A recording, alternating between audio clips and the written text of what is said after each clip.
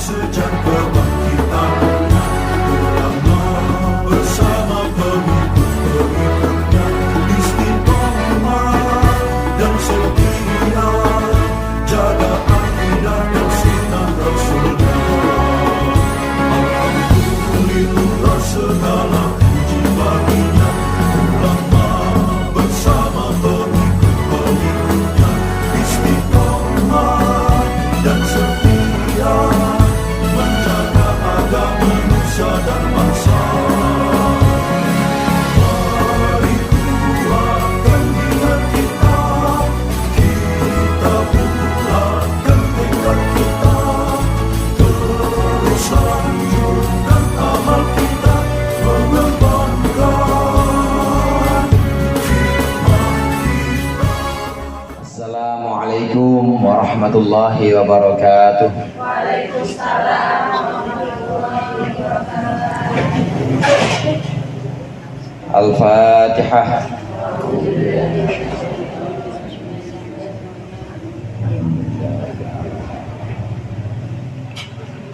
Iyyaka na'budu wa iyyaka nasta'in.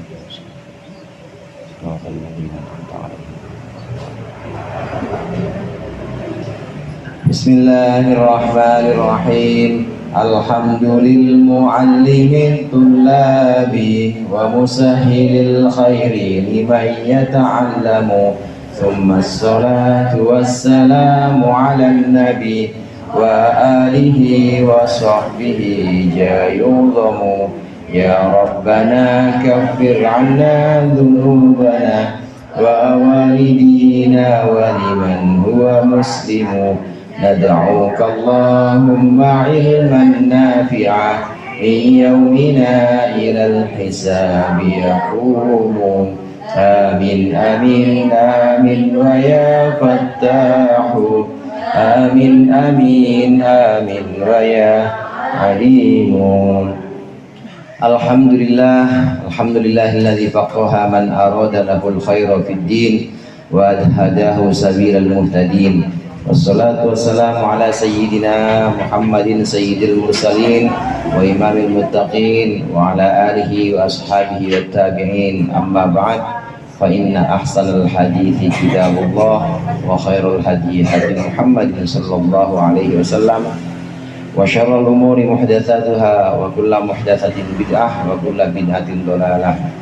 Segenap jamaah Majelis Ta'lim Nurul Anam, para ibu ustadzah, ibu-ibu hajah, hadirat sekalian yang dimuliakan oleh Allah dan yang berbahagia. Alhamdulillah, pada sore hari ini kita berkumpul kembali melanjutkan pengajian rutin kita. Mudah-mudahan apa yang akan kita bahas dan apa yang tadi sudah dibaca menjadi ilmu yang bermanfaat dunia akhirat. Amin ya rabbal alamin. Pembahasan kita sekarang tentang sunnah-sunnah ab'ad sholat. Betul itu ya? Sekarang hayat ab'ad udah ya? Hayat sholat, sunnah-sunnah hayat sholat sekarang ada di situ. Hayatus sholat, sama-sama kita baca. Bismillahirrahmanirrahim. Hayatus sholati hiya raf'ul yadaini hadwal mankibaini wa du'aul istiftahi wa ta'awudhu wa qira'atus surati ba'dal fatihati li ghairil ma'mumi alladhi yasma'u qira'ata imamihi fi subhi wa awwalatai ghairiha ilal akhir. Ini adalah sunnah-sunnah hayat sholat. Yang pertama yaitu mengangkat kedua tangan hingga seukuran atau hingga sejajar dua pundaknya. Ada dua jenis sunnah dalam sholat. Yang pertama namanya sunnah ab'ad, kemarin sudah kita bahas. Sunnah ab'ad itu sunnah-sunnah yang kalau kita tinggalkan maka dianjurkan untuk ditambal. Tambelnya pakai apa, Bu? Pakai sujud sahwi, kita tertinggal tasyahud atau tahiyat awal, maka disunnahkan kita tambal pakai sujud sahwi. Salat maghrib ada tasyahud awalnya tidak Bu? Ada. Lupa, begitu sujud yang kedua di rakaat yang kedua langsung kita Allahu Akbar, Bismillahirrahmanirrahim, Alhamdulillah, udah baca Fatihah aja, nggak usah turun lagi, lanjut aja. Rakaat yang ketiga nanti sebelum salam, fil alamina innaka hamidum majid, sujud lagi 2 kali. Sujud yang pertama bacanya subhana man la yanamu wa la yashu, duduk. Setelah duduk sujud lagi subhana man la yanamu wa la yashu, duduk lagi. Duduknya duduk tawarruk seperti duduk tasyahud terakhir yang miring, baru setelah itu kita salam, namanya sujud sahwi. Ada yang namanya tasyahud awal, itu termasuk sunnah apaat. Termasuk sunnah apaat itu kemarin adalah membaca selawat kepada Nabi di tasyahud awal. Asyhadu an la ilaha illallah wa asyhadu anna Muhammadar Rasulullah. Allahu Akbar. Saya contohin ya Bu, gini. Ini saya contohin begini. Harusnya sholat maghrib, ya sholat maghrib ada, atau sholat yang jumlahnya 3 atau 4 rakaat. Harusnya itu kan ada tasyahud awalnya. Nah ternyata setelah sujud kita lupa, habis sujud lupa Allahu Akbar, bangun kita, belum sujud, belum tasyahud, perasaan tadi ya, dalam hati nih maksudnya. Tadi belum tasyahud ya, lanjut aja. Bismillahirrahmanirrahim, alhamdulillah, sampai selesai. Nah selesai biasa ruku, kemudian i'tidal, sami Allahu liman hamidah, sampai sujud yang kedua di rakaat yang ketiga maghrib. Ini adalah Allahu Akbar. Duduknya duduk biasa, jangan duduk miring dulu. Kenapa? Ini untuk menandakan kalau kita pengen sujud sahwi. Kalau miring, lupa lagi aja. Kalau miring, bila alamina innaka hamidum majid, udah lupa lagi, salam. Maka setelah sujud yang kedua di rakaat terakhir, sholat maghrib kalau contoh tadi, atau sholat isya misalnya, kita pengen sujud sahwi, maka duduknya jangan duduk miring, jangan duduk tawarruk, tapi duduk iftirash. Duduk iftirash, biasa baca tasyahud, baca tahiyat. Allahumma sholli ala sayyidina Muhammad wa ala ali sayyidina Muhammad kama shallaita ala sayyidina Ibrahim fil alamin innaka Hamidum Majid. Allahu Akbar. Subhana man la yanamu wa la yashu. Bacanya subhana man la yanamu wa la yashu. Allahu Akbar. Allahu Akbar. Subhana man la yanamu wa la yashu. Baru duduk tawarruk. Assalamualaikum warahmatullahi. Assalamualaikum warahmatullahi. Duduk tawarruknya atau duduk miringnya kalau udah selesai sujud sahwi. Ini sujud sahwi, sujud yang dianjurkan tatkala kita lupa tidak melakukan sunnah abad. Di antaranya tasyahud awal sunnah abad kemarin. Kemudian kunut ada yang terlewat di kitab ini, di kitab yang saya pegang Durus Fiqhiyah yang ketiga nggak ada kunut. Ada nggak di situ kemarin? Nggak ada ya. Kalau di kitab-kitab lain umumnya itu ada kunut subuh atau kunut yang dilaksanakan di rakaat terakhir witir di paruh kedua bulan Ramadan. Kalau sudah masuk 16 Ramadan, malam 16 Ramadan, maka kita sholat tarawih, selesai sholat tarawih, sholat apa Bu? Witir. Nah, witir di rakaat terakhirnya itu kalau sudah malam 16, maka baca kunut. Ini juga termasuk sunnah apa? Jika lupa maka dianjurkan ganti dengan sujud sahwi. Termasuk kunut itu. Kunut juga termasuk sunnah apa? Sujud sahwi caranya seperti itu. Jadi kalau pengen sujud sahwi maka hendaklah duduknya kita duduk tasyahud akhirnya duduk lurus. Nanti fil alamin innaka Hamidum Majid. Baru setelah itu kita sujud. Allahu Akbar. Allahu Akbar. Allahu Akbar. Allahu Akbar.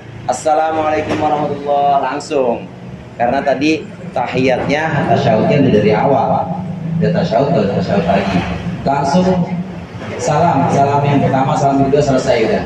Ini kalau kita tinggal atau lupa sunnah abad. Saya ingin menjelaskan sunnah abad. Kemudian saya ingin menjelaskan secara lebih lanjut lagi tentang sujud sahwi. Sujud sahwi ini dilakukan ketika kita meninggalkan sunnah abad dan juga ketika kita melakukan sesuatu yang membatalkan sholat kalau sengaja. Sesuatu yang membatalkan sholat kalau sengaja. Contohnya adalah menambah rokaat. Maghrib rokaatnya berapa, Bu? Kalau ibu sengaja tambahin 4 jajal, coba-coba gimana maghrib 4. Kalau sengaja dilakukan dan tahu kalau itu berdosa, maka batal sholatnya dan dosa. Harus ulang dari awal. Tapi kalau kita nggak sengaja, kita udah nggak sengaja, udah rakaat ketiga ini, udah rakaat ketiga, tahu-tahu kita bangun lagi, Allahu Akbar, bangun lagi, baca Fatihah lagi, sudah rakaat ketiga, padahal tadi berarti ini rakaat berapa? 4. Maka kita lupa melakukan itu, nggak batal. Kalau melakukan sesuatu yang seandainya dilakukan sengaja membatalkan, tapi kita dilakukan karena lupa, maka dianjurkan nanti sujud sahwi juga. Kita seperti menambah rakaat, nah itu membatalkan kalau dilakukan sengaja. Tapi kalau tidak sengaja, maka tidak batal, cuma nanti dianjurkan ditambal atau disempurnakan dengan sujud sahwi. Jadi sujud sahwi selain untuk itu, untuk menambal sunnah abad, sujud sahwi juga untuk menambal perbuatan dalam sholat yang membatalkan kalau dilakukan secara sengaja. Tapi kita melakukannya tanpa sengaja. Contoh lagi misalnya, yang sering kejadian tuh begini, Bu. Ibu lupa, ini udah 2 apa 3 ya? Sering nggak begitu, Bu? 2 apa 3 ya? Maka bunya alal yakin, maka harus dimulai atau harus dilanjutkan atas yang paling meyakinkan. Kalau kita ragu 2 apa 3, maka yang paling meyakinkan adalah 2, karena kalau 3 belum tentu. Nah kalau 2 udah pasti. Jadi yang kecil, jumlahnya bilangan kecil itu pasti sudah meyakinkan. Sebelum 3, apa dulu sebelum 3? 2 pasti. Maka kalau kita ragu 2 atau 3, maka 2 aja ambilnya. Nah nanti setelah kita menganggap bahwa ini 2, berarti kita tambah 2 rakaat lagi kalau sholat isya. Kalau sholat maghrib tambah berapa? 1 rakaat lagi. Nah yang seperti ini juga disunahkan sujud sahwi. Nanti di akhirnya sebelum salam disunahkan sujud sahwi. Ini lupa rakaat. Sesuatu yang kalau kita tambah, sesuatu yang kalau kita lakukan dengan sengaja membatalkan, tapi kita lakukan tidak sengaja, maka disunahkan ditambal dengan sujud, namanya sujud sahwi. Sunnah abad itu kemarin ada tasyahud awal, kemudian ada kunut, ada sholawat. Sholawat juga sholawat kepada Nabi Muhammad di rakaat pertama, itu juga termasuk termasuk sunnah abad. Lagi rakaat di tasyahud pertama, maksud saya tasyahud pertama, asyhadu an la ilaha illallah wa asyhadu anna muhammadar rasulullah, harusnya Allahumma sholli ala sayyidina Muhammad. Tapi kita habis wa asyhadu anna muhammadar rasulullah, Allahu akbar, lupa, maka dianjurkan sujud sahwi. Dianjurkan sujud sebelum salam. Ini sunnah abad. Jadi sunnah abad adalah sunnah-sunnah yang dilakukan sebab kita, sunnah-sunnah yang dilakukan, sunnah abad adalah sunnah-sunnah yang jika ditinggalkan maka akan dianjurkan kita tambal dengan sujud sahwi. Ini sunnah abad. Ini jenis sunnah dalam sholat yang pertama, yaitu sunnah abad. Kemudian yang kedua, jenis sunnah yang kedua dalam sholat itu sunnah hayat. Sunnah hayat ini jika ditinggalkan tidak usah diganti dengan sujud sahwi, nggak usah. Kalau ditinggalkan atau kita lupa, lewat begitu aja udah. Apa itu sunnah hayat? Yang pertama, mengangkat tangan sejajar dengan pundak, itu sunnah hayat. Namanya sunnah berarti wajib atau enggak, Bu? Wajib apa enggak? Enggak wajib. Dan sunnah hayat ini enggak usah ditambal dengan sujud sahwi. Mengangkat kedua tangan sejajar dengan pundak. Maksudnya begini, Allahu Akbar, Sami Allahu liman hamidah. Kalau laki begini, mulai dari awal disunnahkan Allahu Akbar. Ini namanya hadwa mangkibai. Jadi lengan atasnya ini sejajar dengan pundak. Jangan begini kalau orang laki, tapi begini, Allahu Akbar, sunnah. Sami Allahu liman hamidah. Bangun dari ruku juga sama, Allah, terbalik tadi ya, Allahu Akbar, Sami Allahu liman hamidah. Bangun dari ruku juga disunahkan mengangkat kedua tangan. Untuk perempuan diangkat juga, tapi antara lengan atas dengan bagian badannya jangan dilebarkan. Kalau laki-laki sunahkan dilebarkan, Allahu Akbar.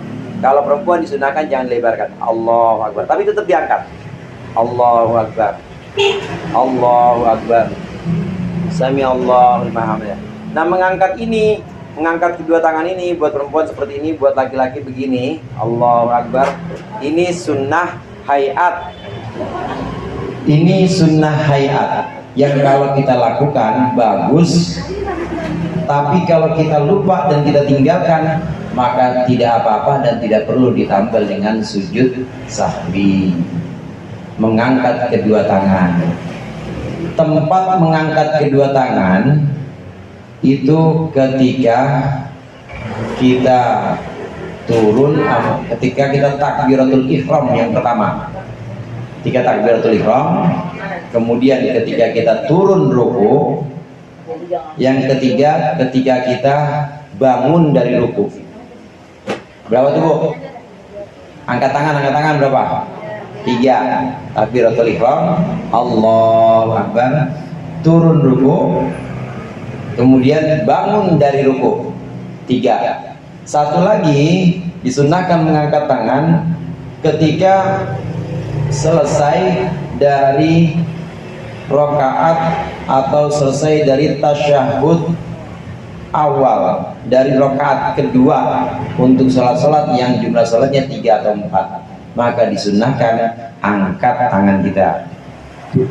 Sholat maghrib atau isya ada tasyahudnya, asyhadu an la ilaha illallah, asyhadu anna Muhammad Rasulullah, Allahumma sholli ala sayyidina Muhammad, Allahu Akbar. Sunnah angkat tangan kalau tasyahud, tapi kalau nggak tasyahud nggak disunahkan. Rakaat ke-1 atau rakaat ke-3, rakaat ke-1 atau rakaat ke-3 sholat, rakaat ke-1 mah sholat apa aja. Nah, rakaat ketiga sholat asar atau sholat isya misalnya, rakaat ketiga Allahu Akbar, nggak disunahkan angkat tangan, nggak usah angkat tangan. Jadi mengangkat tangan itu ada 4 tempat kita disunahkan mengangkat tangan. Pertama saat takbiratul ihram, yang kedua ketika turun ruku, yang ketiga naik dari ruku, yang keempat ketika naik dari tasyahud awal. 1 apa Bu? 1, 2 turun ruku, 3 4 naik dari tasyahud awal. Itu naik dari tasyahud awal kalau tasyahudnya tasyahud kita. Kalau tasyahudnya bukan tasyahud kita, nggak usah diangkat. Ini agak ini nih, agak apa namanya? Kenapa aja? Iya, bukan tasyahud kita. Contoh begini, saya makmum masbuk, saya makmum yang tertinggal. Imam sudah salat isya nih ya, salat isya. Imam sudah rakaat ketiga, saya baru ikut. Imam udah rakaat, imam udah rakaat keempat. Jadi saya baru rakaat ke-1. Allahu Akbar, imam nggak baca Fatihah kencang karena udah rakaat keempat. Nah, saya ikut. Allahu Akbar. Nah, begitu imam tasyahud akhir, berarti saya bangun apa enggak? Bangun apa enggak? Bangun. Itu bukan tasyahud saya, tapi itu bukan tasyahud awal saya, tapi itu adalah tasyahud karena saya ikut sama imam. Nah, ketika kita dalam posisi seperti ini ngikut imam dan itu bukan tasyahud awal kita, maka tidak disunahkan angkat tangan. Nanti kalau kita memang itu adalah tasyahud awal kita, maka disunahkan awal angkat tangan. Jadi yang disunahkan di sini hanya tasyahud awal kita. Tapi kalau tasyahud awal yang memang bukan punya kita, maksudnya kita hanya ngikutin imam, maka tidak disunahkan angkat tangan. Contoh begini tadi, saya ikut sholat isya ya, sholat isya, imam udah rakaat keempat, saya baru rakaat pertama. Rakaat pertama ada tasyahud awal nggak bu? Nggak ada. Maka saya ikut tasyahud imam terakhir, itu bukan tasyahud awal saya. Waktu saya bangun, meskipun kelihatannya tasyahud awal, imam salam, assalamualaikum warahmatullah, assalamualaikum warahmatullah, sampai selesai ibu. Kalau ibu jadi makmum sama suami terlambat, itu bangunnya kalau sudah imam selesai salam kedua, assalamualaikum warahmatullah, assalamualaikum warahmatullah, baru kita bangun. Allah, karena ini bukan tasyahud awal saya. Allahu Akbar, tetap yang diangkat. Jadi kalau bukan tasyahud awal kita, nggak usah diangkat. Di tempat-tempat lain nggak disunahkan juga. Misalnya di saat kita turun sujud, Allah nggak disunahkan. Allah nggak. Turun sujud turun aja. Allahu Akbar. Bangun sujud nggak perlu. Allahu Akbar. Cakep amat. Allahu Akbar nggak perlu. Jadi hanya di tempat itu aja. Saat takbiratul ihram, turun ruku, bangun ruku atau naik dari ruku, kemudian naik dari tasyahud awal kita. Tasyahud awal milik kita. Nah, ini juga menandakan bahwa mengangkat tangan ini membedakan mengangkat tangan dengan takbiratul ihram, itu adalah hal yang berbeda. Takbiratul ihram itu ucapannya Allahu Akbar, itu ucapan takbiratul ihram wajib karena itu rukun. Tapi angkat tangannya wajib apa sunnah bu? Sunnah. Kalau takbirnya Allahu Akbar nggak ada, batal sholatnya.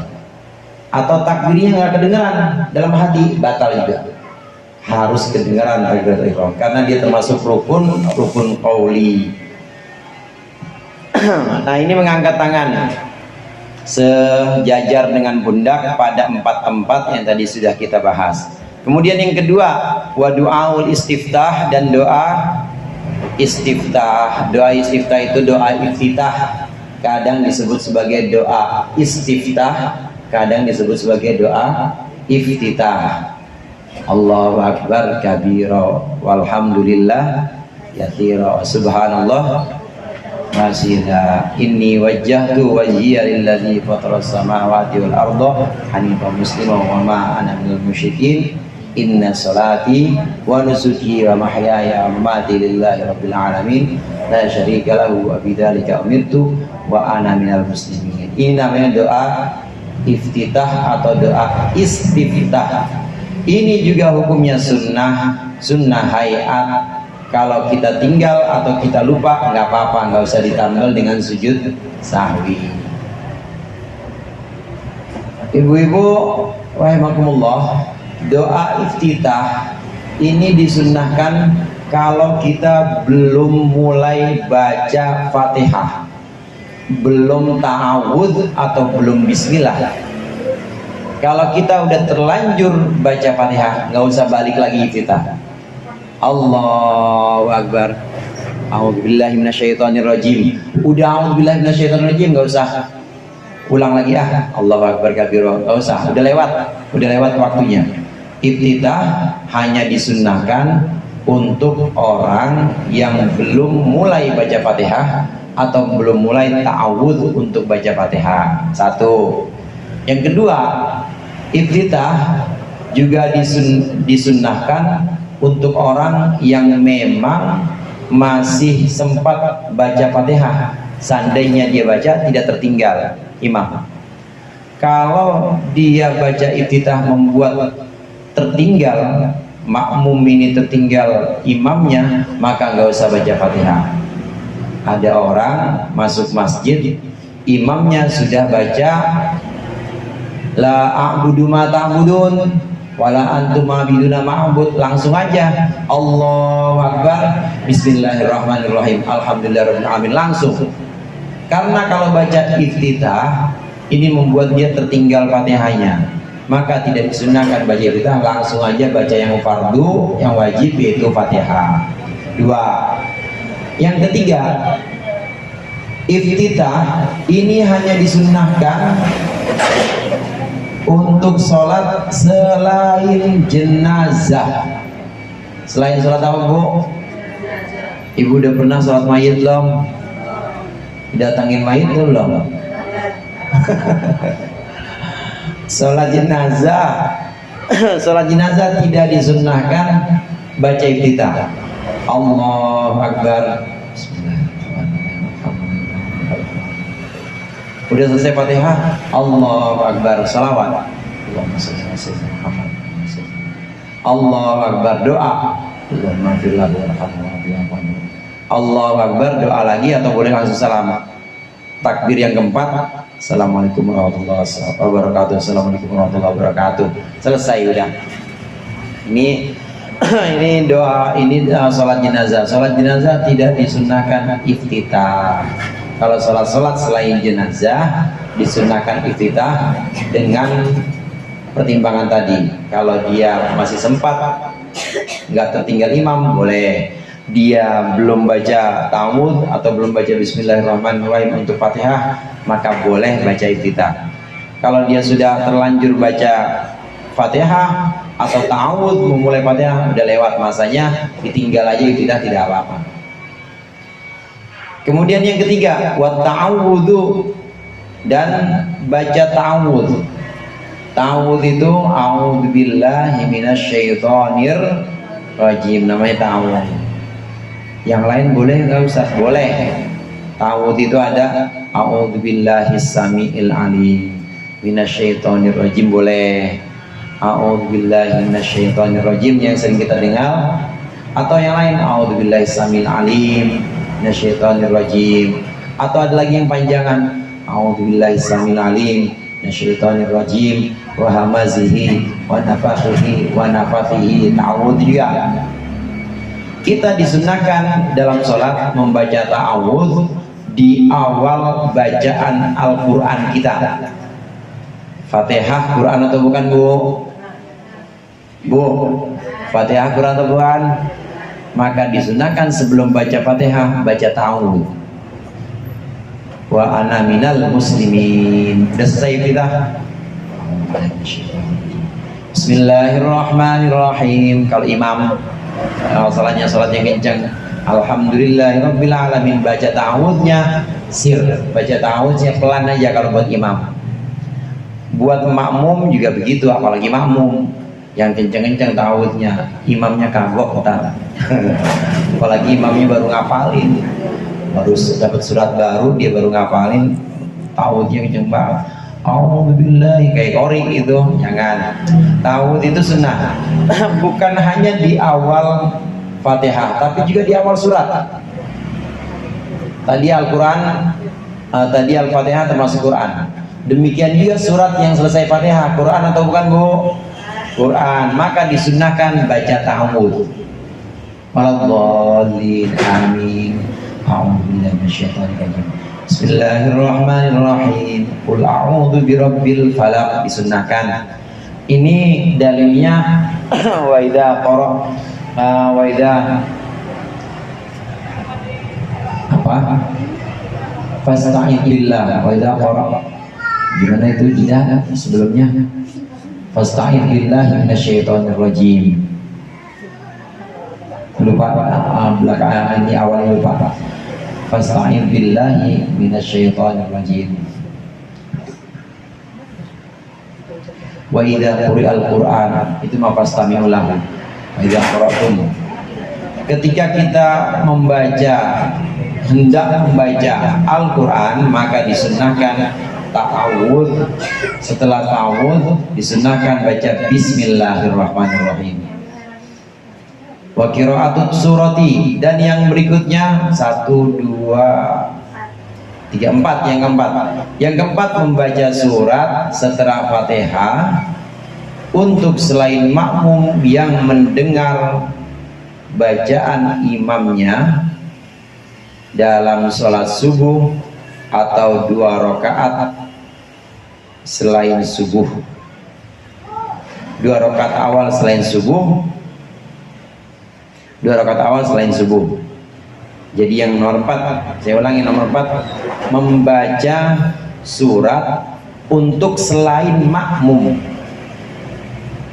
yang mendengar bacaan imamnya dalam sholat subuh atau 2 rakaat pertama selain subuh, atau 2 rakaat pertama selain subuh. Maksudnya begini, 2 rakaat pertama selain subuh itu Zohor rakaat 1-2-nya, Asar rakaat 1-2-nya, Maghrib, Isya rakaat 1-2-nya disunahkan baca surat. Rakaat 3-4-nya nggak disunahkan, nggak apa-apa, nggak baca surat nggak apa-apa. Rakaat 3-4-nya atau rakaat 3-nya nggak. Yang disunahkan hanya di sholat subuh rakaat 1-2 atau rakaat 1-2 di sholat-sholat yang lain disunahkan baca surat. Ini pun kesunahannya untuk selain makmum. Jadi kalau selain makmum itu gimana? Selain makmum itu imam. Kalau bukan imam, orang yang sholat sendirian.